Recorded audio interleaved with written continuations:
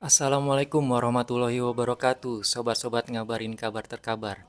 Diperiksanya Sekjen PDIP Hasto Kristianto oleh KPK terkait Harun Masiku yang sampai saat ini belum diketahui keberadaannya menjadi tanda tanya di berbagai kalangan dan menimbulkan berbagai macam opini dari berbagai pihak. Ada sebagian pihak yang mengatakan bahwa diperiksanya Hasto oleh KPK merupakan skenario politik untuk menjatuhkan Hasto bahkan PDIP sendiri. Di video yang akan kami bagikan kali ini akan menayangkan pengamat politik Muhammad Kodari dan politisi PDIP Deddy Sotorus yang akan memberikan pandangannya terkait Hasto yang diperiksa oleh KPK. Hasto sendiri mengaku kedinginan dan ponselnya pun ditahan. Langsung saja, mari kita simak videonya bersama-sama. Bang Karni kayaknya udah tuntas lugas tadi semua yang disampaikan oleh Bung Patra. Tapi mungkin saya mau kayak radikal bebas saja lah. Cara Ya, politis. kayak radikal bebas saja. Ya, saya mulai pertama. Ada nggak yang sudah dapat buku ini Gibran Next President? Kalau ada saya mau dong kopinya. Ada nggak yang udah dapat nih? Ini katanya mau launching di Jumat 14 Juni ini. Gibran the Next President. Ya promosinya saya juga. Saya promosi, makanya saya pengen baca. Karena ada satu podcast saya dengar, kami disuruh belajar sama Gibran dan Kaisang. Jadi pengen belajar gua nih. Ya, itu satu. Yang kedua ada adigum gini, di belakang seorang pria yang berhasil pasti ada perempuan kuat, benar nggak? Dan biasanya di bawah perempuan, di belakang perempuan kuat itu ada anak yang manja. Ini nggak ada hubungannya nih dengan semua. Lalu ada kisah Napoleon nih, seorang jenderal yang tadinya republik, terus tiba-tiba malah dia jadi kaisar. Nah, silakan kalau ada yang mau hubung-hubungkan tiga-tiga itu, tapi bagi saya nggak ada hubungannya. Kecuali Anda cukup cerdas. Lalu saya mau bilang begini, kalau dari sisi hukum udah jelas, ya, bahwa soal Harun Masiku, suap menyuap, semua pihak yang terlibat sudah diadili dan sudah bebas dari penjara. Clear, fakta. Oke? Lalu di semua persidangan itu tidak ada satupun kata Hasto Kristianto di situ. Ya, tidak ada. Lalu kemudian kita lihat bahwa isu Harun Masiku ini selalu dipakai setiap kali untuk menyerang PDI Perjuangan. Wajar dong orang berpikir seperti Patra tadi bahwa ini politis. Iya toh? Buzzer-buzzer ini kalau tiap kali kita posting apapun, di mana Harun Masiku? Itu bahasanya baik itu robot, akun bodong sama tuh. Di mana Harun Masiku? Dulu kemana aja? Ada orkestrasi opini yang luar biasa. Ada pasukan buzzer yang dibayar oleh orang yang sangat kaya di Republik ini kalau menurut saya, karena pasukannya banyak. Ya, jadi soal Harun Masiku ini selalu menjadi komoditas untuk menjatuhkan PDI Perjuangan. Dulu waktu Pilpres, itu siapa namanya polisi? Krishna Mukti bilang, oh ini Harun Masiku begini begono, hilang. Oke, kemarin Mas Hasto itu dipanggil karena katanya ditemukan bukti-bukti baru terkait keberadaan Harun Masiku. Lalu kemarin Alex Purwata ya namanya, Parwata bilang sudah diketahui di Jakarta tinggal nangkap, mantap. Tadi pagi dia rombak pernyataannya, oh enggak benar saya berharap. Terus waktu Mas Hasto itu dipanggil ke KPK, enggak ditanya. Enggak dikasih tahu apa bukti barunya. Lalu ini apa? Dagelan? Atau proses hukum? Saya kasihan sama KPK. KPK sedang menunjukkan inkompetensinya. Karena yang pantas untuk dipertanyakan kemampuannya melaksanakan penegakan hukumnya KPK. 4 tahun tidak berhasil menangkap Harun Masiku. Tapi masih dipakai untuk berdansa. Ini pasti bukan agenda KPK kalau menurut saya. Bukan agenda KPK. Enggak mungkinlah KPK mau mempermalukan dirinya. Menunjukkan mereka tidak mampu mencari seorang warga negara. Yang seorang komisionernya bilang sudah diketahui di Jakarta. Yang seorang polisi berpangkat Brigjen, Maijen bilang sudah. Itjen. Ya, Brigjen.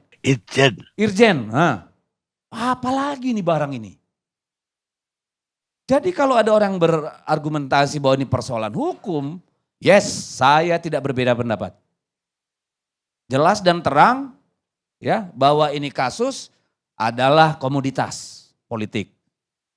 Dan bahwa ini bukan agenda KPK.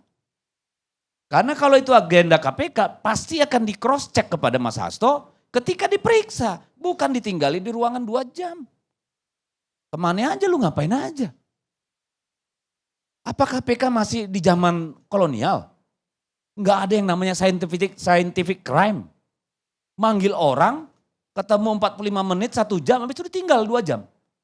Tidak dimanfaatkan waktu yang berharga itu untuk menggali, mengkonfrontir apa yang disebut oleh jubir KPK, temuan baru, informasi baru. Enggak ada, zong. Barang ini zong. Jadi ya beginilah situasi kita. Situasi di mana hukum tunduk pada kemauan politik. Exactly, that's what happening in our country right now. Hukum menjadi alat politik. Jadi tidak heran kalau Mas Hasto itu bulan Februari sudah nitip ke saya anaknya. Mas, kalau ada apa-apa sama saya titip Asri. Saya tidak tahu kapan saya mau diambil. Oke, clear.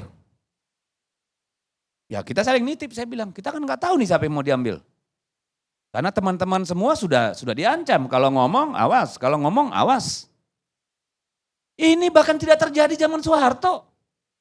Zaman Soeharto mau eksekusi aja, nggak usah pakai panggung sandiwara. Apa begini negara yang kita harapkan setelah reformasi?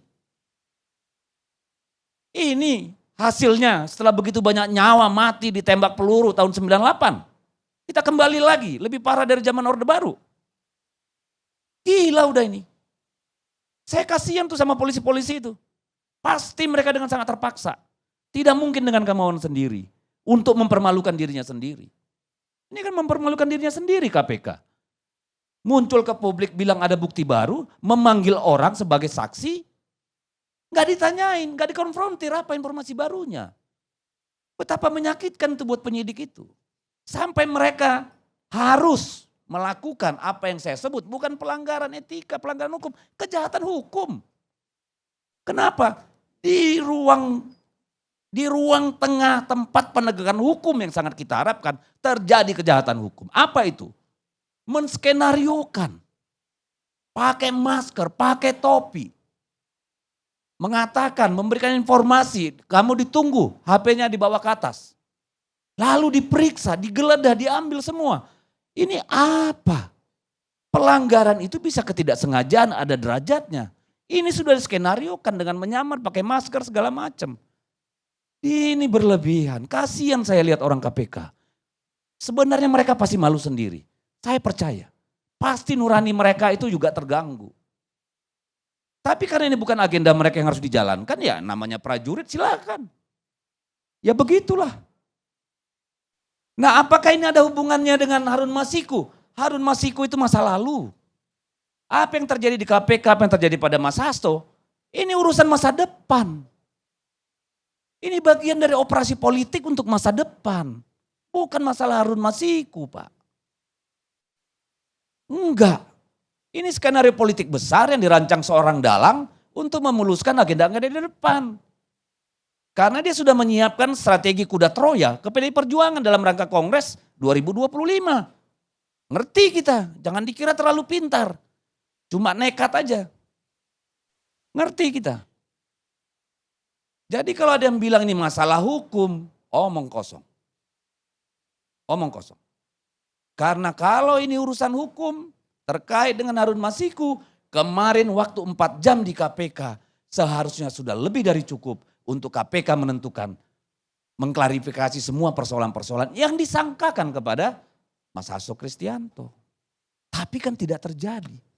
Yang terjadi itu tadi, sandiwara Korea.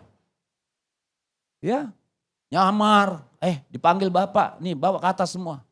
Masya Allah, saksinya ada di ruangan KPK, tinggal bilang HP Anda di mana, ada pada staf. Oke, tolong dipanggil stafnya, dibawa, dibuka bersama. Kenapa mesti di gedung KPK kayak begitu? Saya kasihan sama insan-insan KPK ini. Mereka pun pasti sudah kesulitan merumuskan apa yang benar, apa yang salah.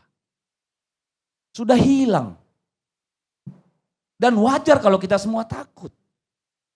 Ini bisa menimpa siapapun. Karena ini pasti akan menjadi jurisprudensi. Apa yang terjadi pada hari ini akan terulang, sejarah selalu berulang. Besok-besok mungkin giliran Adi Armando yang diperlakukan seperti itu. Mungkin 5 tahun lagi Kodari, nggak tahu kita. Karena adanya ketidakpastian. Karena hukum bukan lagi alat yang netral di depan kekuasaan. Ini kan bisa menimpa siapa saja. Saya saja anggota DPR dilakukan begitu. Tanpa perintah surat ke presiden, saya bersedia dipanggil Polda berkali-kali untuk urusan yang gak masuk akal. Dan saya datangin itu, saya hadapi. Gak perlu surat presiden, saya datang klarifikasi. Jadi kalau sekarang banyak yang bilang, oh tinggal nunggu rompe orangnya. Kalau sekjen emang kenapa? Benar apa yang dibilang Patra, belum giliran lu yang kena. Nanti kalau Anda sudah kena baru tahu rasa. Bagaimana sakitnya itu. Itu luar biasa, trauma psikologis yang ditimbulkan itu luar biasa. Dan tekanan itu sekarang pada politisi-politisi PDI Perjuangan luar biasa. Saya yakin nih semua orang PDI ini sakit asam lambung nih. Gimana gak sakit asam lambung? Apa yang gak bisa lu jadi perkara? Hukum. Lu main mata sama cewek aja bisa diadukan perbuatan tidak menyenangkan. Benar gak? Apa yang gak bisa dimain-mainkan sama mereka? Saya kasih tadi contoh yang es krim. Supaya jangan terlalu tegang. Karena ketegangan ini hanya menguntungkan segelintir orang, para konsultan. Ya. Ini yang sering jadi masalah kita. Kita sedang membangun peradaban politik di negara ini. Hari ini yang kita dapat adalah kita setback ke belakang. Ini poco-poco ini barang. Ini barang poco-poco. Kita berhasil membangun ribuan kilometer jalan tol, tapi kita gagal membangun peradaban hukum. Tidak berangkat sejengkal pun kita mundur ke belakang. Itu yang terjadi pada negara kita ini sekarang. Mau diakui atau tidak, Anda berani atau tidak, itu aja kok. Kalau Anda mampu menyimpan hati nurani Anda, akal sehat Anda, taruh di lubang kaku sana, besok diambil lagi, pasti Anda merasa nggak ada masalah Republik ini. Bagi saya ini masalah besar. Bukan karena sekjen, tapi saya melihat hukum tidak berjalan pada tempatnya lagi. Sudah tidak lagi. Dan ini sangat mengerikan untuk siapapun. Terima kasih Bang Karni. Terima kasih Bang Karni. Assalamualaikum warahmatullahi wabarakatuh. Saya nyambung dengan ceritanya Bang Patra dan Bang Dedi ya. Saya terima kasih Bang Karni mengundang Bang Patra, sahabat saya. Kami sama-sama kuliah di Inggris tahun 2001-2002 yang lalu. Alhamdulillah ketemu, jarang ketemu, jadi bisa ketemu pada hari ini. Nyambungnya begini, tadi seorang sekjen PDI Perjuangan 4 jam di dalam ruang tunggu KPK atau ruang interogasi KPK. Nanti mungkin dijelaskan oleh Bang Praswat ya, biasanya memang begitu atau kenapa harus begitu. Tapi saya punya pengalaman yang mengindikasikan bahwa ya untung sekjen PDI Perjuangan 4 jam. Karena kalau bukan sekjen PDI Perjuangan 9 jam Bang. Ya, saya punya teman kenalan yang menunggu itu 9 jam di dalam ya. Dan proses BAP-nya sendiri atau pertanyaannya mungkin cuma sekitar 1 jam saja. Tersangka kali. Kalau ini kan Saksi. baru saksi. Saksi. Jadi saksi juga Bang. Jadi 4 jam terlalu lama. Kalau bukan sekjen PDI Perjuangan 9 jam. Yang kedua, HP-nya juga dipinjam tuh, nggak disita, tapi dilihat-lihat, dibaca-baca isinya. Nah jadi poinnya adalah, karena tadi Bang Dedi mengingatkan 5 tahun lagi siapa tahu yang dipanggil adalah Adi Armando atau M. Kodari, mumpung belum kejadian, tolong revisi Undang-Undang KPK. Supaya lebih menjamin hak asasi manusia, begitu Bang Praswat. Yang orang Lampung rupanya. Saya baru baca juga. Beliau SMA 3, saya SMA 2. Kalau saya nggak bisa komentar banyak mengenai kasus Harun Masiku. Karena saya tidak terlalu paham duduk permasalahannya. Karena itu saya berbicara mungkin dari kacamata orang awam saja. Tidak bisa berbicara dari kacamata hukum. Bahwa kalau dari kacamata awam, saya mengingat kembali peristiwa ini di masa lalu. yang kurang lebih pada waktu itu peristiwanya adalah ada PAW dari anggota DPR terpilih yang meninggal dunia di Sumatera Selatan, yaitu Pak Nazarudin Kiemas. Kemudian PAW-nya seingat saya diputuskan oleh KPU kepada seseorang yang bernama Rizky, tapi kemudian diputuskan Harun Masiku. Dan kemudian diajukan permintaan kepada KPU untuk oleh DPP PD Perjuangan, tolong dikoreksi kalau salah, untuk menetapkan Harun Masiku, namun kemudian ditolak oleh KPU.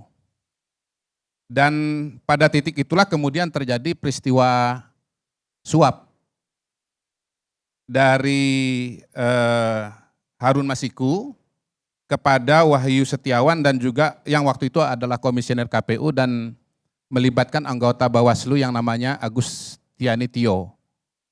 Dan pada waktu itu yang bertemu dengan Wahyu Setiawan adalah Saiful Bahri, yang pada waktu itu stafnya Mas Hasto, dan Donitri Istiqomah, penasihat hukum PDI Perjuangan. Nah, buat saya sebagai orang awam, walaupun telah keluar vonis, ketetapan hukum tetap dan kemudian sudah menjalani hukum, Wahyu Setiawan dan yang lain-lain, tapi memang kasus ini masih belum tuntas karena ada satu aktor, bahkan aktor utama yang belum ditangkap, yaitu Harun Masiku. Nah, kemudian apakah kemudian Harun Masiku ini nanti kalau ditangkap bisa membuka perspektif baru tentang peristiwa yang sesungguhnya, peristiwa lengkapnya, kemudian pihak-pihak yang terlibat di sana dan siapa yang bersalah, itu yang membuat saya, Bang, justru melihat bahwa memang sebetulnya kasus ini tidak bisa dikatakan sudah tuntas gitu. Bayangkan kalau Harun Masikunya Pak Karni sudah ditangkap, maka semua cerita mengenai peristiwa suap pada tahun 2020 itu bisa dikatakan sudah final.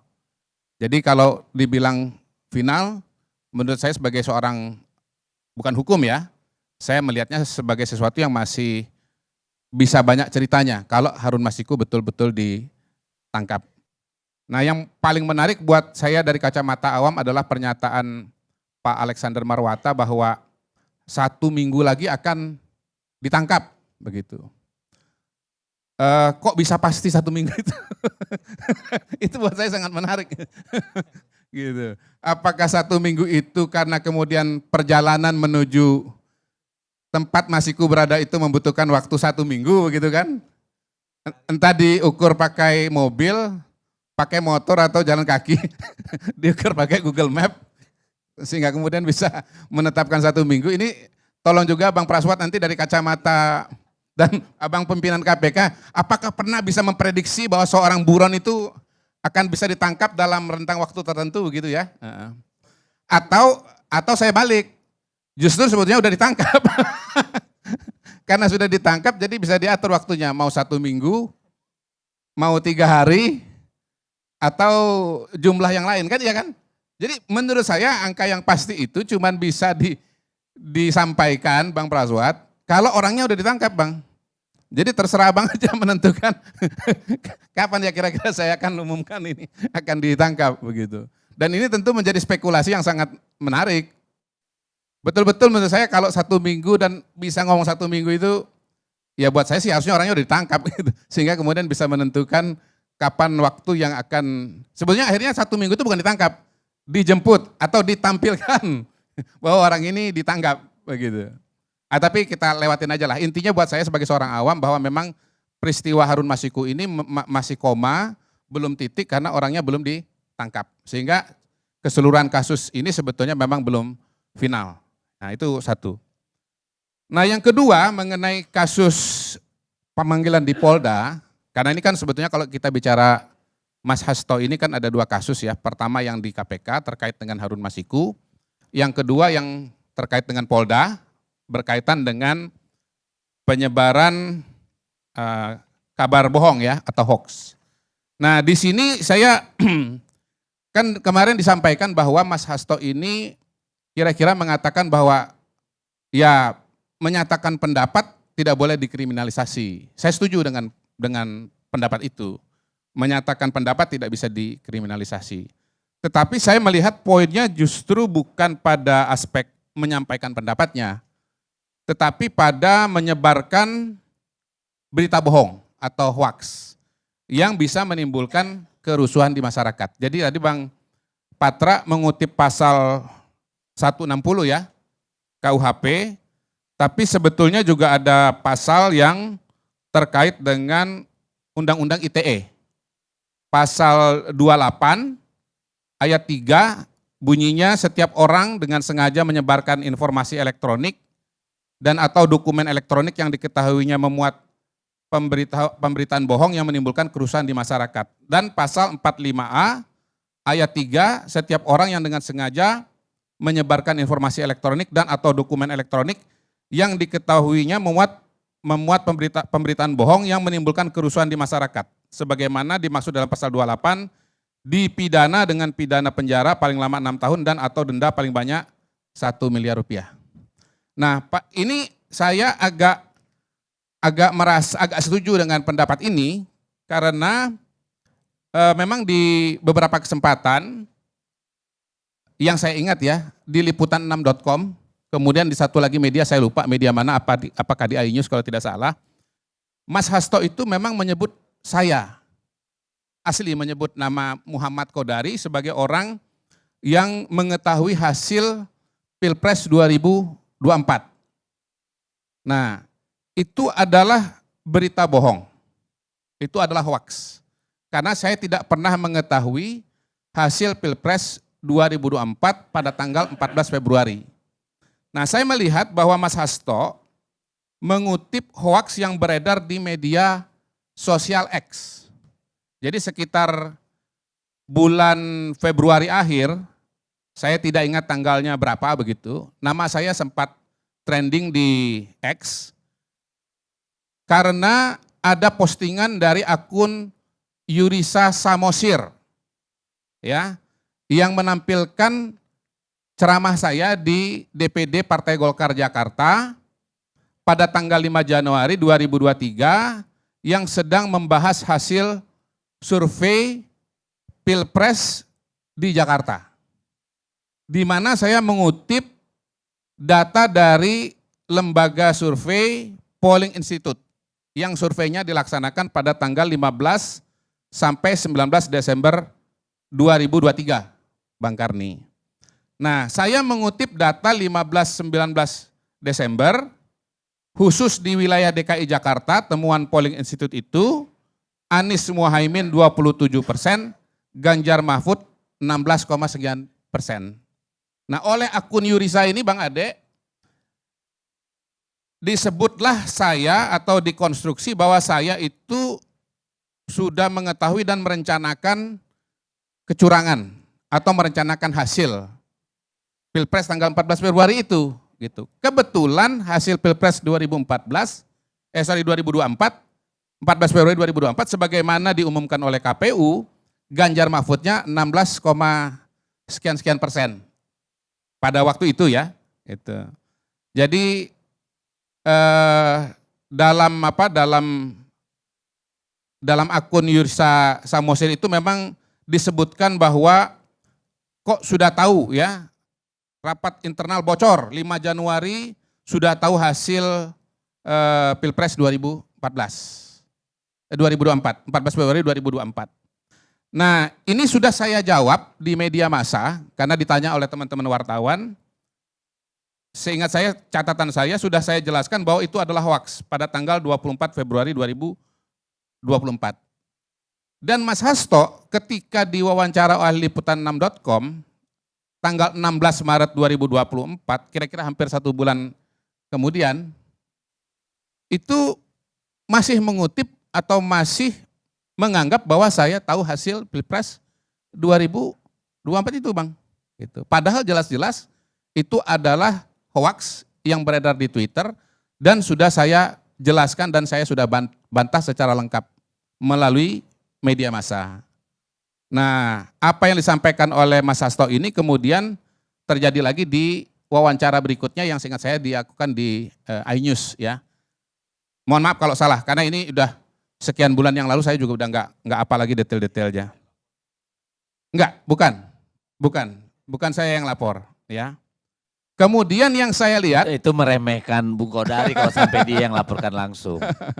kemudian yang dugaan saya juga disebut sebagai hoax itu adalah ketika Mas Hasto mungkin dalam wawancara yang sama, Bang Boyamin ya, wawancara yang sama, itu juga mengatakan bahwa di luar negeri Ganjar Mahfud unggul. Padahal kenyataannya yang unggul adalah Prabowo Gibran. Ya. Baik secara angka, yang angkanya kalau tidak salah 63,7 ya, maupun secara jumlah PPLN.